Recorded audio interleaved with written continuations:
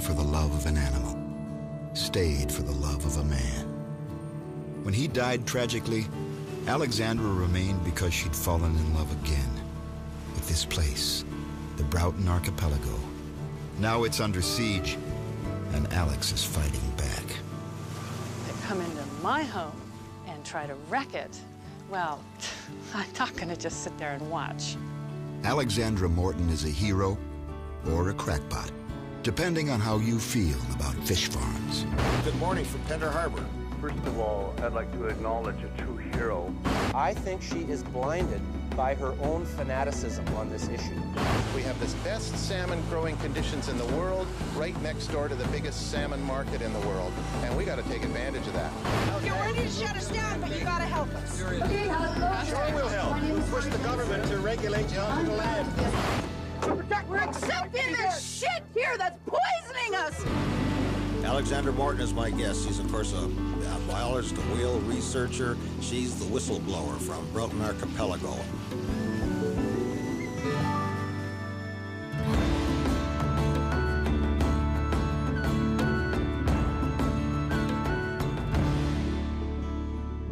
"300 kilometers north along the west coast of Canada from Vancouver, the Broughton Archipelago harbors 24 fish farms, among the highest concentrations in the world.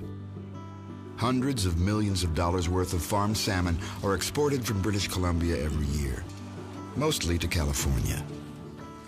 20 years ago, the first Atlantic salmon farms were seen as the salvation of dwindling wild Pacific stocks. Now there's growing concern that aquaculture will mean just the opposite, the extinction of the Pacific wild salmon, perhaps the cleanest protein left on Earth. Alexandra Morton does not mean to let it happen. The wild salmon are a direct link to everything she loves.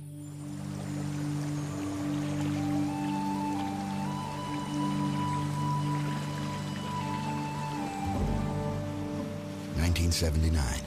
Alexandra, 22 years old and just out of university, heads north from California to Alert Bay, British Columbia. She's been studying whales in captivity, trying to decipher their communication, and has made her way to northern Vancouver Island looking for the wild family of one of her captive subjects. As she sits with her volunteer crew on the Alert Bay dock, just before nightfall of their first day, the orca find Alex. Suddenly we hear like that. I thought they were gunshots. Coming from LA, I'd heard gunshots and whip around, and there's these silver plumes just rising one after the next from this jet black water, and these fins coming up silver and glistening. And it was a mixture of fear and sheer delight. So we untied the boat and we idled out there very timidly, and I put the hydrophone down, and I immediately heard whew, which is one of the signature calls of the A-clan whales that I'm studying. Alexandra has found her life's work. It was really a groundbreaking time for killer whale work. Very, very little was known about them. It was just becoming understood that they probably weren't going to attack your boat.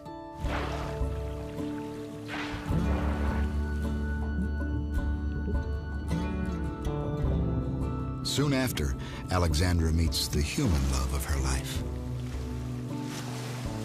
Suddenly, this guy walks out of the water who's been down fixing the camera, and he takes off his entire wetsuit.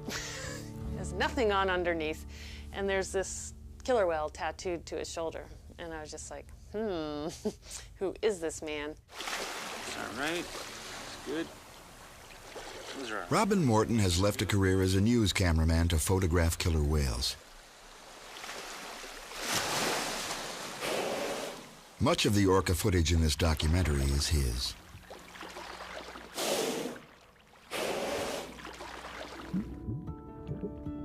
Robin invites young Alexandra to witness a newly discovered wonder of the orca world. Killer whales rubbing themselves on the rocks at Robson Bight. Their love affair is sealed by mutual passion for the whales.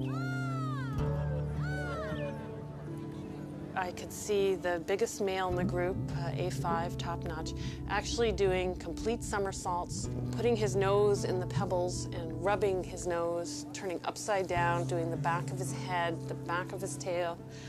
It was a miracle to me. Yeah, so we just fell in love right away, and pretty well went home, packed up, and moved in with him. By New Year's 1982, they're married with a baby boy, who'll later say he was raised in a zodiac, following the whales. The lovely thing about 2-year-olds is they don't know how odd their parents are, and they'll go along with anything. One chilly October afternoon, the whales lead them into a wild maze of islands, about 300 kilometers north along the BC coast from Vancouver. The Broughton Archipelago. We were traveling the coast then, living in a boat, and every nice bay we were sizing it up.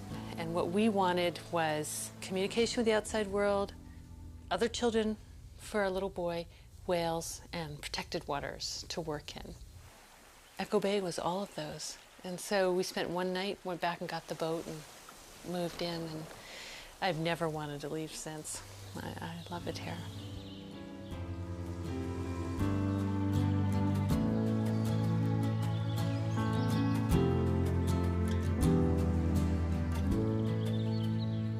To every question the young couple ask about whales, they're told, "You should ask Billy Proctor." Well, I've been here all my life. Never lived anywhere else like right here. So. This is the first artifact I found when I was 5 years old. It's a little jade knife or hide scraper. Well, the first time I met her and Robin at Echo Bay, they were looking for whales, and she come along and asked me a bunch of questions if I'd seen any whales. And I thought, oh my God, another whale watcher coming around, because there was lots of them at that time. Within the first few minutes of talking to him, I'm scrambling for a notepad to start writing it down, because the man has such a memory. Most of the time when you talk to people on the coast, you say, do you see whales? They can hardly remember. But this guy's saying, oh yeah, humpbacks. We saw 2 humpbacks in 1980 in Bond Sound. Killer whales, they always go up Knight's Inlet just before a southeast storm. And yeah, Billy's been a mentor and a guide ever since. The early 80s are the best of times for Alexandra. Young and in love with a man who shares her desire to spend every waking moment with killer whales. It was, you know, it's like a crystalline moment in my life now, being young and this wonderful man and this baby and discovering this beautiful place. It was really wonderful. A few months before Jarrett's 4th birthday, a foggy September morning, the family heads back to the spot where Robin and Alexandra first met. Robin is bursting with joy. Filmmaking legend Jacques Cousteau needs Robin's underwater orca footage. It's that rare. And Robin is determined to get more. He slips into the water as Alex watches from the inflatable. You know, I can see him. He's got his head up and he's just bobbing and just outside of a kelp bed along a dark cliff. And I have Jarrett in the boat, and suddenly this female whale, Eve, surfaces right beside my boat.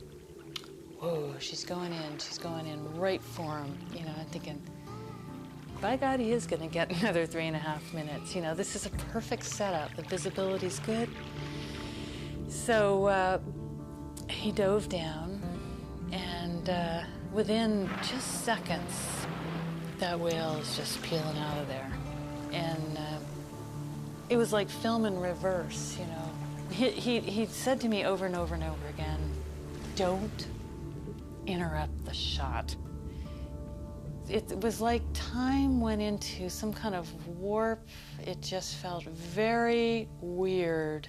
And I'm really trying to figure out what I should do here. There are more whales coming in, but this female's out of there.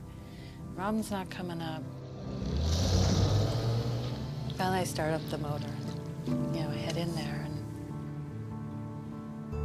look down the bottom, and he's lying down there with his arms straight up in the air because his gloves are floating. You know, he's got air in the hands, and he's unconscious. The camera's rolling down the beach, you know, about 25, 30 feet down. And next thing I know, I'm in the water. I've tied a line to myself and to the boat. So I'm tied to Jarrett. You know, 30 feet's kind of down there. It's pretty cold water. And in the end, I was able to grab him with my feet and bring him up. And,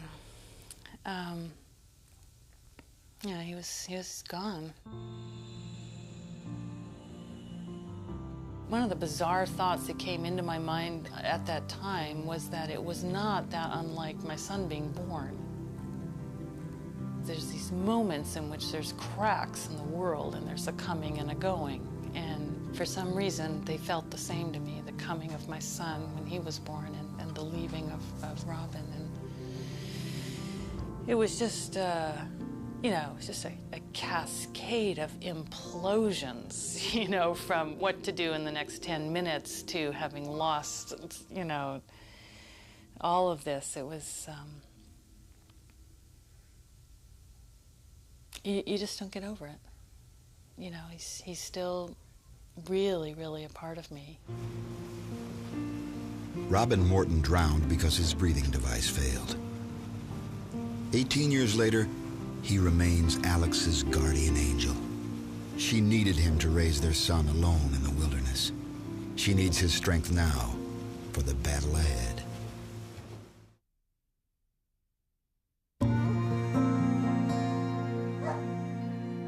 After months of debilitating depression over her young husband's tragic death, the whales draw Alex back out onto the water. Got A11, A34 and her calf, A13,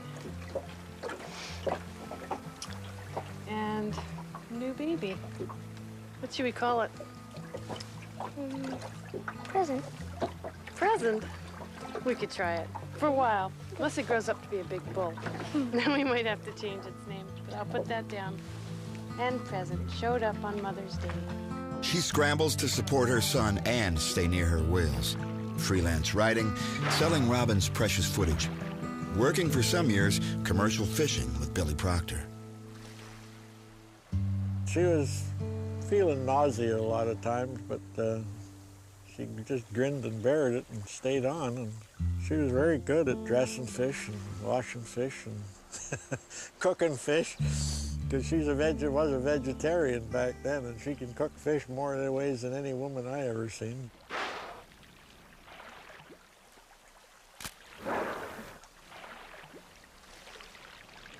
Every spare moment, Alex works recording the movement of killer whales through Broughton Archipelago, identifying each one. It's mother and son there, Sitka and Pointer.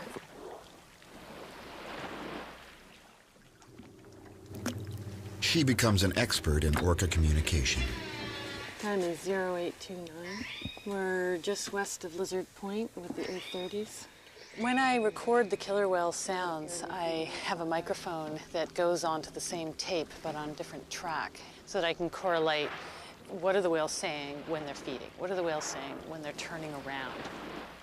They would appear to be feeding on sockeye. You can see the fish jumping amongst them. You don't get a chance to see their whole body, and you don't get a chance to see them most of the time. All you do is see them when they're breathing. But for the orca, the breathing is very important. They associate in their matrilineal lines when they breathe, and you see adult sons that are 24 years old with their mothers. They're still breathing in synchrony.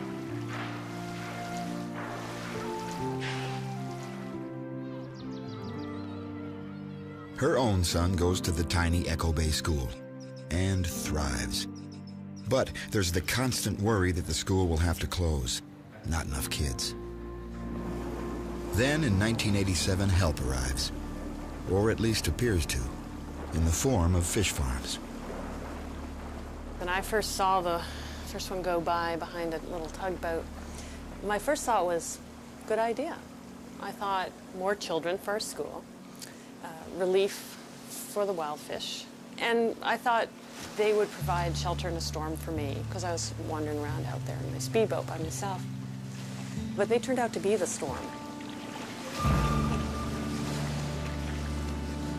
In 1987, Echo Bay and the Broughton looked good to big fish farming corporations. Sheltered, isolated, not very populated. In just 7 years, 25 farms will dot the archipelago. There's big money to be made, marketing a then politically correct alternative to overfished wild stocks. This is the last event in a 3-day excursion for the editors, sponsored by the Salmon Farming Association. The news is yet to come about disease transfers between farmed and wild fish. Workers are cleaning the pens out after an outbreak of IHN, a naturally occurring virus. About PCB levels in farmed Atlantic salmon. Farm salmon feed is thought to be the main culprit for those high toxin levels. The only aquaculture alarm bell that rings at all is about farmed Atlantics escaping into the wild. And it'll be years before divers film surviving Atlantic salmon in Pacific spawning grounds. In the late 80s, the Department of Fisheries doesn't appear worried. The DFO prompted people would say, well, the salmon can't escape. If they do escape, they can't survive. If they do survive, they can't get into the rivers. If they do get into the rivers, they can't spawn. And if they do spawn, the spawn won't come back. Well, the last one is still undetermined, but all the rest of them have been demonstrably proven to be rubbish. For the first time, our cameras are able to document the existence of Atlantic salmon in waters once the exclusive domain of Pacific salmon. And we're not just talking about one fish.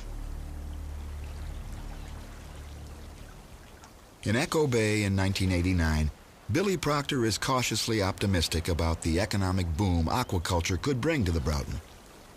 But he wants to protect the wild things too.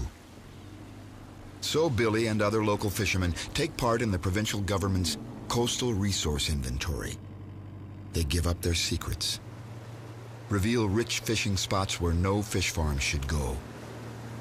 Alex still feels guilty about her part in persuading them to participate. They were resistant, and I was very frustrated. I said, they're coming to you. They're asking you what needs to be protected. You have got to tell them, because if you don't, they're not going to know what to protect. A lot of people give up a lot of secret information that we really didn't want to do, but we thought it would be beneficial for the country, but we kind of neglected. Kind of were sorry afterwards we'd done it. Red was supposed to mean no farms, too biologically sensitive.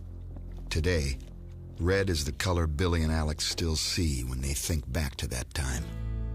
You know what the definition of the red zone was? It was they would not even accept an application for fin fish farming. Yeah. I remember Billy going, right from the start, you were saying they were putting them all in the wrong places. There was actually more farms in the red zones than there was in the green or the yellow. Yeah. They lied to us. But, yeah, they sure did on that one. It will be the first in a series of betrayals. But these two will prop each other up and keep on fighting.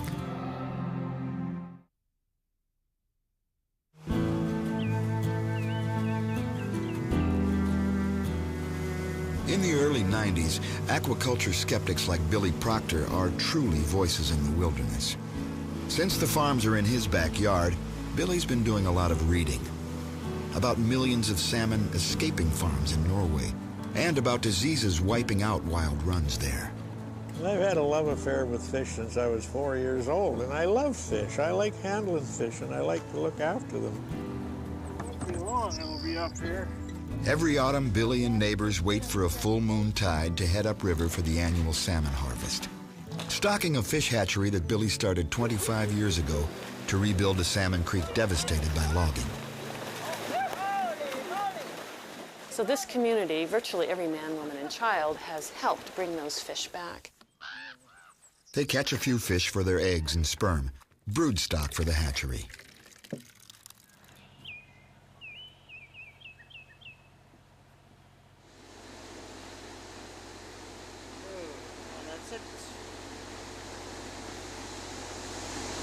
foams like that, that's all the little sperm swimming makes the foam.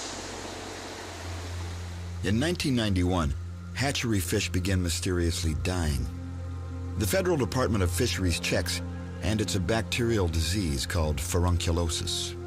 I'd never even heard of the word furunculosis in my life, and I've been playing with fish since I was a kid, you know.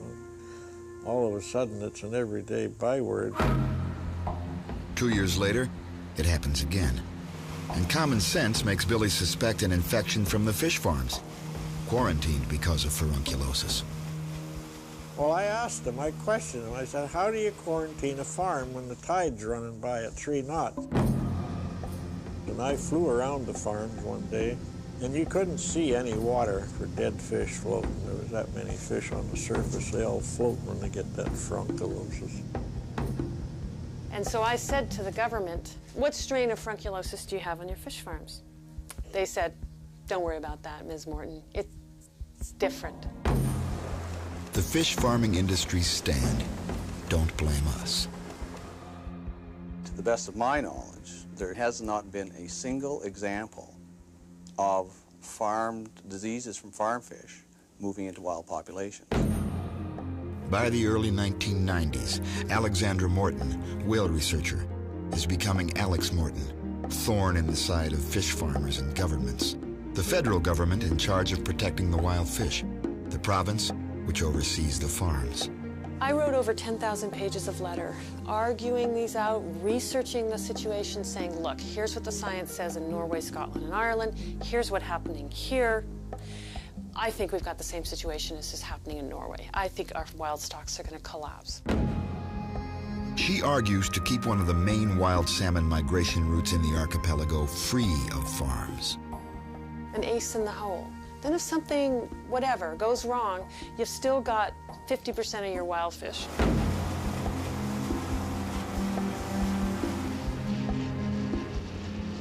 Although more and more of her time goes into the fish farm campaign, Alex still runs to her boat at the first sound of a killer whale.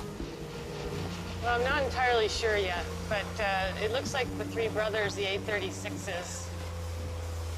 And, oh, no, there's more. There really are more.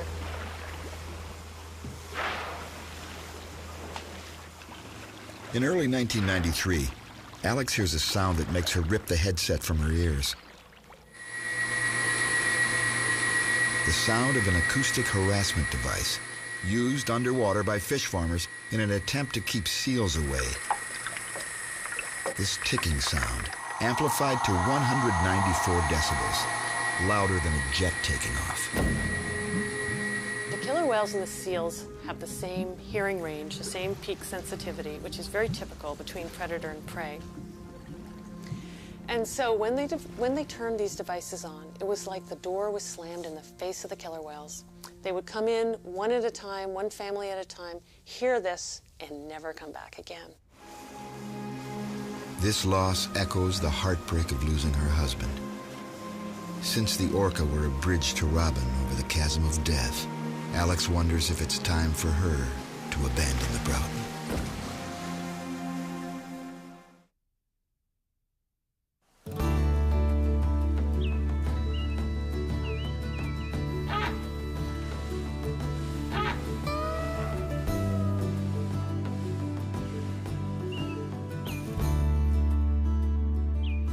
The summer of 1993, her son moves away for high school, her whales are gone, and Alexandra Morton considers leaving the archipelago. Then fate intervenes in the form of a handsome tugboat operator. He asks to tie up at her dock one night, and within months, they are living together. We're at Smith Rock, about 50 dolphins, including at least 3 or 4 real youngsters, half-size. 2 years later, Alex is pregnant and focusing her professional attention on a marine species which still frequents the Broughton, the Pacific white-sided dolphin. They're pushing a big bow wave and the fish are in it. Well, they've got those fish on the run.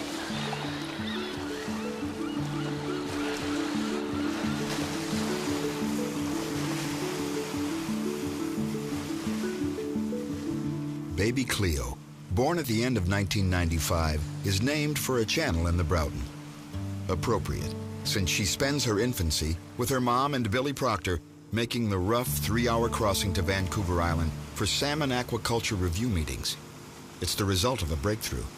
The BC government says no new fish farms while they study the environmental impact.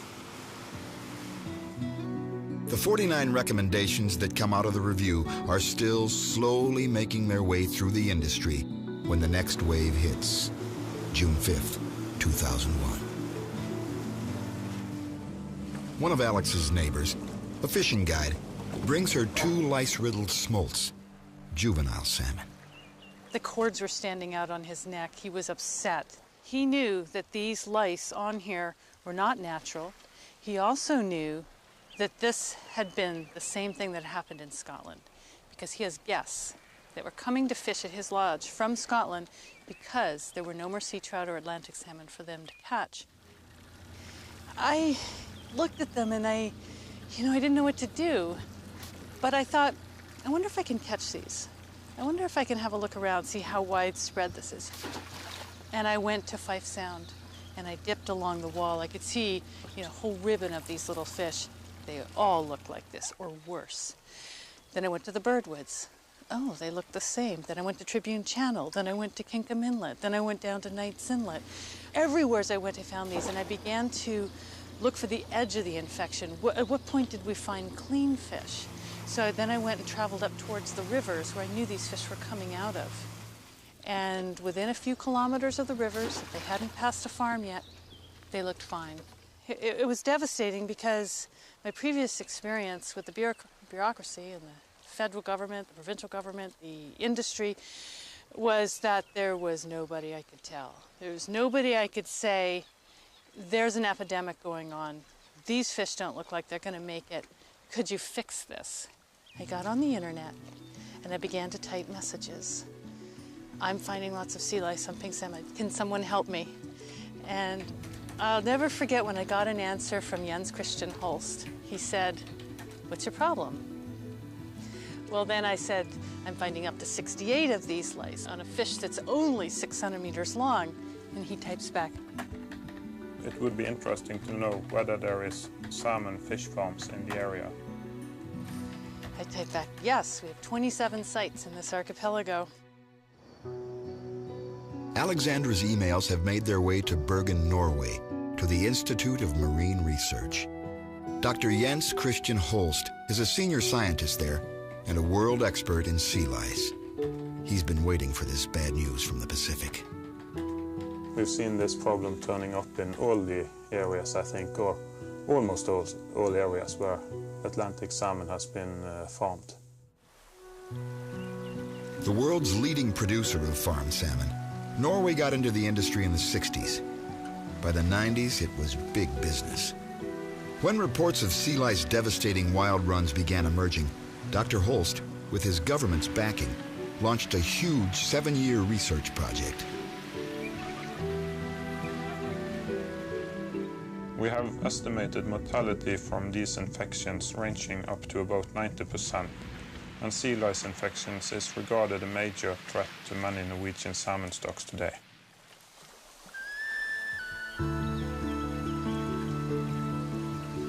Spurred on by the news from Norway, and with Dr. Holst's guidance, in the spring of 2001, Alex pulls together a fast study of juvenile salmon passing the Broughton fish farms. I developed a twitch. All I did for that first year was collect these fish, bring them home, look at them under the microscope, count them, wrote a paper on it. Of 751 juvenile pinks she examines, 75% are infected with lethal doses of lice. She writes to the Department of Fisheries, trying to sound the alarm.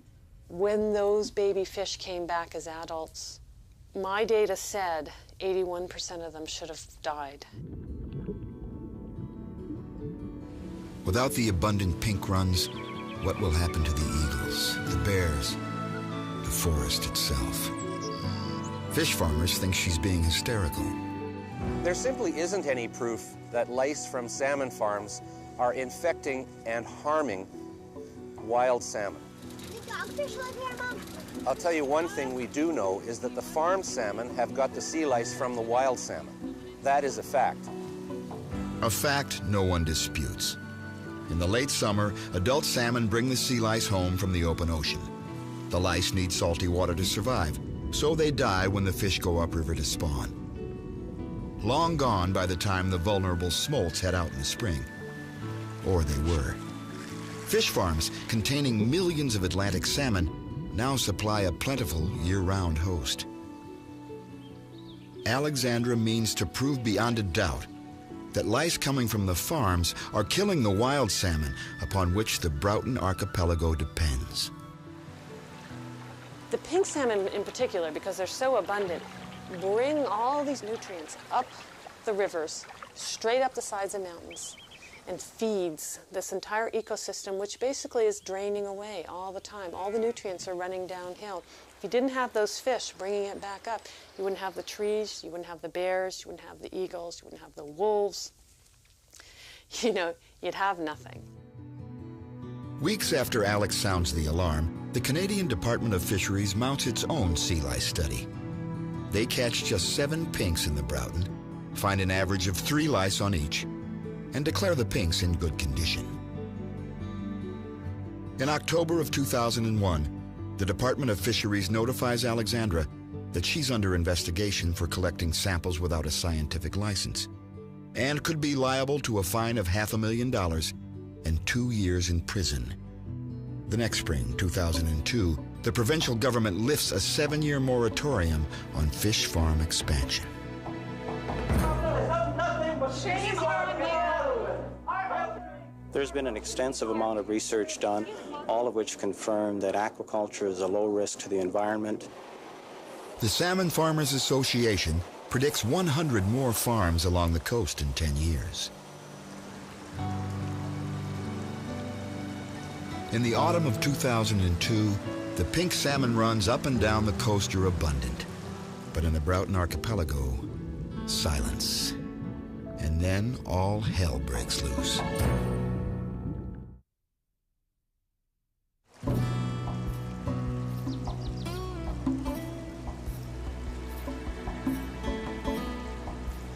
When they were expected back, it was the fall of 2002. 98% of them vanished. I was shocked. When my data said 81% of these fish are going to die, I thought, I've done something wrong here with the math. The natural system's going to somehow make up for this. The more fish will survive, you know, the ones that don't have lice will have a better chance at survival. The Department of Fisheries doesn't actively pursue its fishing without a license case against Alex for collecting smolt samples. But neither do they accept her findings, her dire predictions of a complete collapse. The DFO sticks with its prediction that 3.6 million pink salmon will return to the Broughton in the fall of 2002. The year's total, for all 7 rivers, 147,000. Tourists grab home video of hungry grizzly bears pacing the riverbanks. It's awful news, but suddenly people are paying attention. The best thing that an animal can have right now on this planet is the love of a group of humans. And the salmon certainly have that. I say people, you say power, people! Power! People! Power! Alex is painfully aware that her first sea lice study in 2001 was fast and small. The next spring, she's at it again, and the next. I've been catching more fish every year. The first year that I did this work, I started late, and I looked at 800. And then the next year, I looked at fish from 5 different areas, and I looked at just under 2,000. This year, this fish is number 1,619, and I still have another 5 weeks, and each of those weeks has about 120 fish.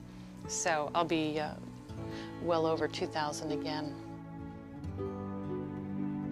Somehow, Alex keeps going, while government ignores her and industry denigrates her. Alex doesn't really have the credentials she should have to be doing this kind of biological work. If Alex is actually saying she has a connection between fish farms and the collapse of the pink salmon run, then she isn't a scientist. Industry says the collapse is part of a natural cycle, but people aren't buying it. In the spring of 2003, the gathering wave of public opposition turns into a tsunami. The British Columbia government does an about-face and announces the fallow of several Broughton fish farms. They'll empty the pens during the young salmon's spring migration.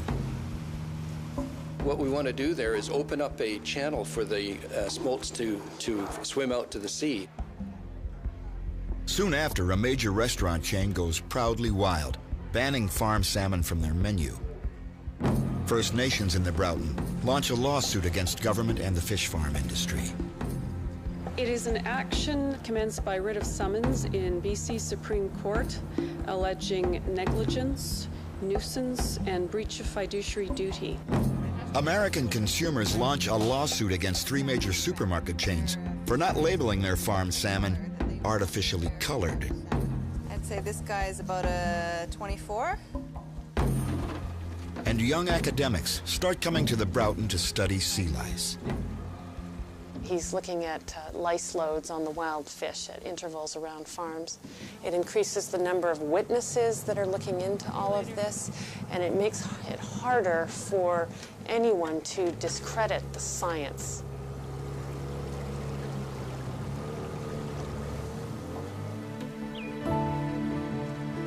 Johnstone Strait in August. 2 hours from the Broughton, this is where Alex Morton goes now to find whales. They come home to mid-coastal British Columbia following the salmon.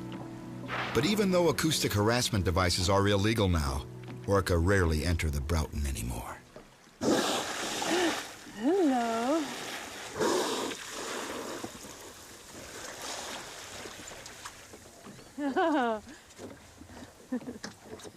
Oh.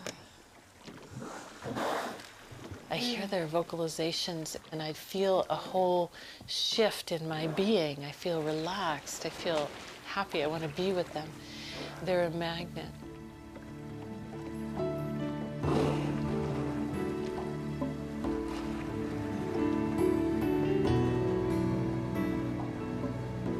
Every week, Alex pulls herself away and makes the journey home.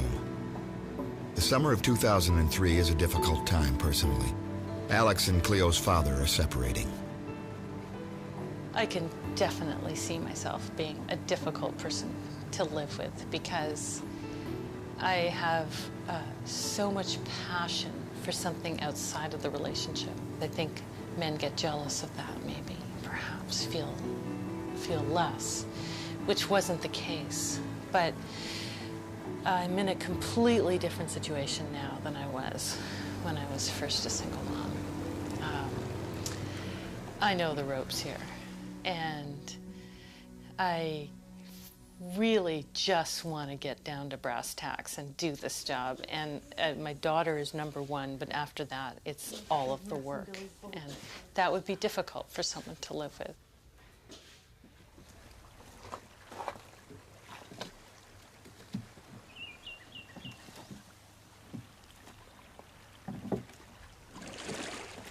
These are the fish that have come all through the Broughton. And if the provincial plan to fallow the farms worked, then these fish should be in fairly good condition. It's simply not known how long the young salmon spend in this area. And so by testing every week since March, I'm getting an idea of what a tremendous nursery area the Broughton archipelago is. Nobody knew this before. Everybody said when they reach 5 centimeters in length, they move offshore back in June. But here it is August, and they're still here. It's August 15th, and I'm not only looking at the little salmon going out, but now I'm looking at the big salmon coming back in. And up and down the coast, the rivers and the estuaries are wall-to-wall with pink salmon. Here in the Broughton, we still have silence. We don't hear them jumping. There's a few coming in, which is great, but not the abundance we expected.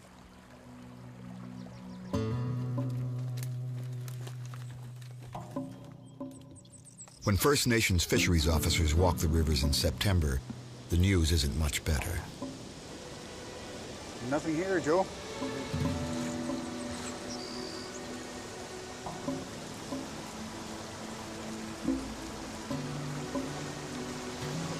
Pretty much what we've seen last week. The Department of Fisheries counts a few more fish, but essentially confirms that although the salmon runs up and down the coast are again abundant, few return to the Broughton.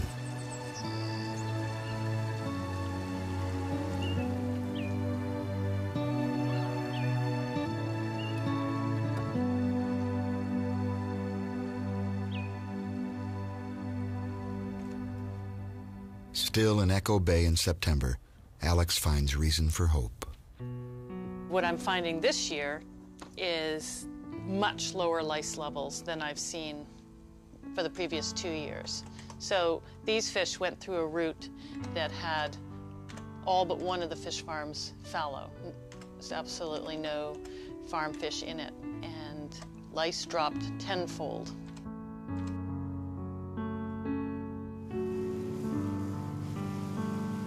But the very next day, Alex finds one of the fallowed farms has been restocked, and she believes it's unlikely the farm will be emptied for next spring's outward migration.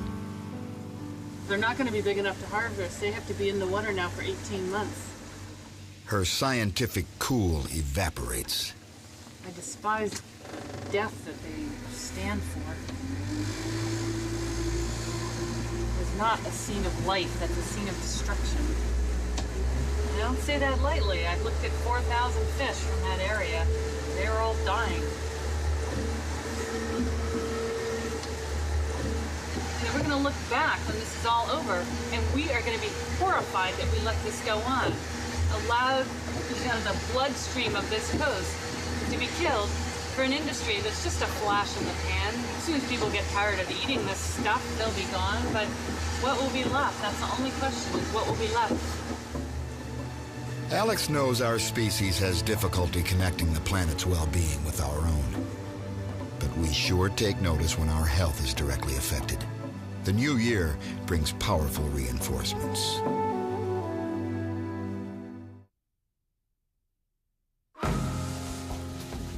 Aquaculture is booming, but it has been hampered by a host of problems, most of them environmental and health-oriented. Early in 2004, Science magazine publishes a major study. Most disturbingly, the study found significantly higher concentrations of PCBs, dioxins, and other toxins in farm salmon. The news swiftly circumnavigates the globe, and sales of farm salmon plummet. Yet the British Columbia government talks about expanding aquaculture north, almost to Alaska, threatening all West Coast salmon.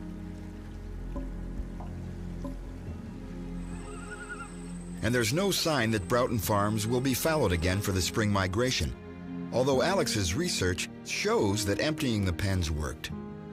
Personally, for Alex, the new year brings vindication. Her first 2 years sea lice studies have been accepted for publication in scientific journals.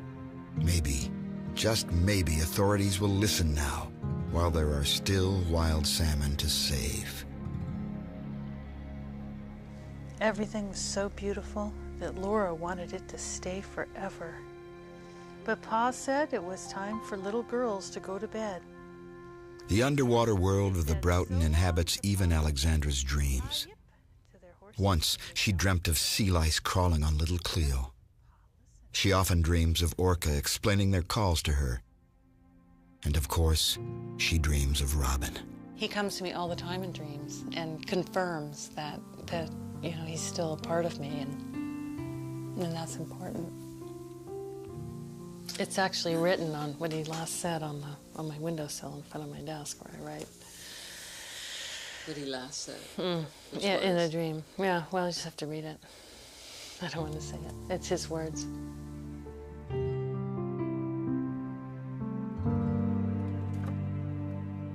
It's been quite a journey, from young bride to matriarch.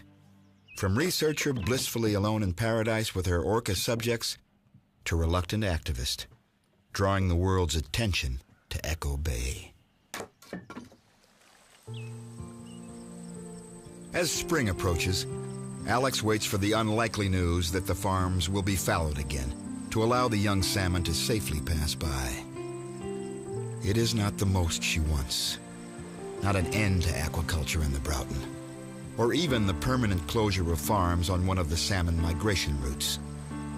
But it's a beginning, a step towards her dream of a time when the Broughton again belongs to the whales. The return of the whales is my plumb line in life. I will always, I hope, be waiting and watching. And you have to watch very, very closely for sign of whales passing because they don't leave tracks. And so that means I have to stay here and I have to always be aware. I want to make this place habitable for whales again. I want to give this place back to them. They deserve it.